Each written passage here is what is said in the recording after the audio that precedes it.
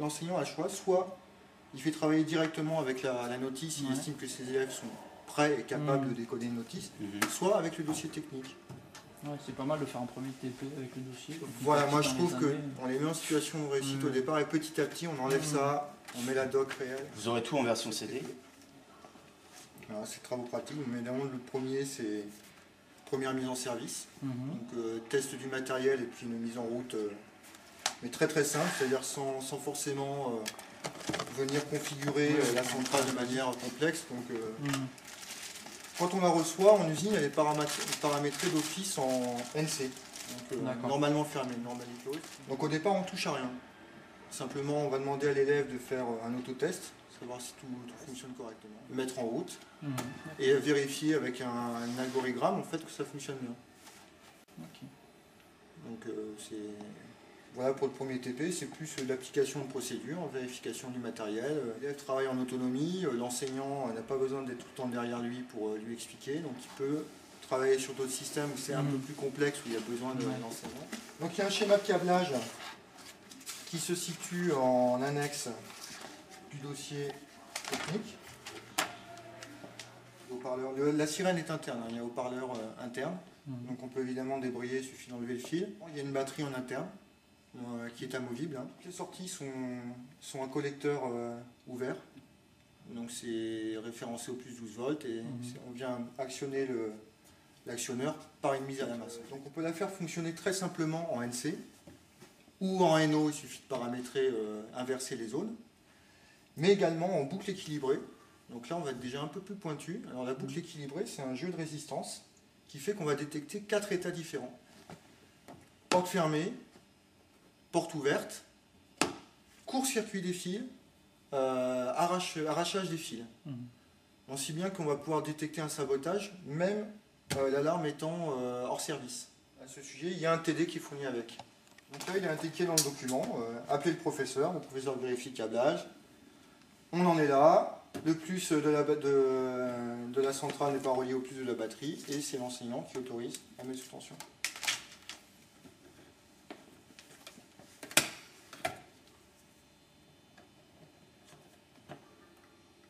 Voilà. Voilà, donc là la centrale clignote. Voilà, donc là il faut suivre la procédure. Donc on va taper le code utilisateur pour l'arrêter.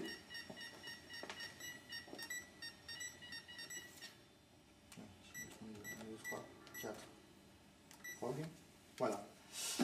Donc là avec le code technicien, en fait, je vais rentrer dans la configuration de l'alarme.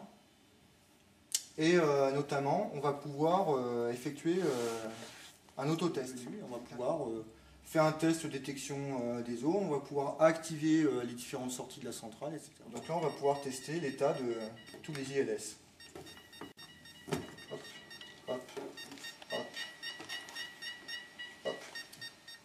Donc ensuite, on va tester les sorties. Si j'appuie sur 4, voilà. Donc on va tester la sirène interne. Voilà. TP suivant, notamment pour la mise en service du module du récepteur. Donc là, moi, ce que je fais avec mes élèves, c'est que j'ai des détecteurs qui sont dans la salle, avec deux centrales différentes. Et là, les élèves doivent jongler pour à la fois choisir chacun une adresse différente de réception et une zone, et choisir aussi une identification de zone pour pas qu'il y ait de collision entre les deux centrales. D'ailleurs fourni avec le capteur déporté. Le capteur sans fil. Donc ça fonctionne sur une petite pile de 12 volts à 433 MHz. Et donc on a un switch pour régler l'adresse et un switch pour régler l'identification de zone. On va pouvoir vous montrer l'arrière. Bien, donc à l'arrière, l'accès à la centrale. Donc là on va pouvoir faire un TP de maintenance. Donc moi le TP que j'ai prévu c'est changer un fusible. Alors mine de rien, mais il faut quand même changer de bon fusible. Comme il y en a un paquet, ça demande quand même une petite réflexion quand même avant de se lancer. Donc ils font leur rotation de TP dans ma salle, donc moi j'ai plusieurs systèmes différents. Et après ils vont faire une présentation orale de leurs camarades à partir d'un PowerPoint à trous. Ça fait 7 TP de 2 heures. Là, pour parler juste de l'aspect justement de la boîte, c'est en ABS, c'est-à-dire c'est un plastique qui est très mou, Ouais. c'est-à-dire qu'il peut se déformer, mais il se casse Ouais, pas comme un d'accord. plexiglas. Ouais. Tout est en V0, ce qu'on appelle le V0, c'est les normes anti-feu. C'est-à-dire que le plastique ne brûle pas. C'est ce qui est recommandé pour tout ce qui est, bien évidemment, éducation nationale, Ouais. mais également tout ce qui va être industriel, à partir du moment où on veut sécuriser l'ensemble. Et après, super costaud, robuste, tout est en façade. Donc, et puis c'est fixe, donc Ouais. ça peut pas bouger, peut pas tomber. Ouais. Le trépied, les deux pieds sont là pour ça.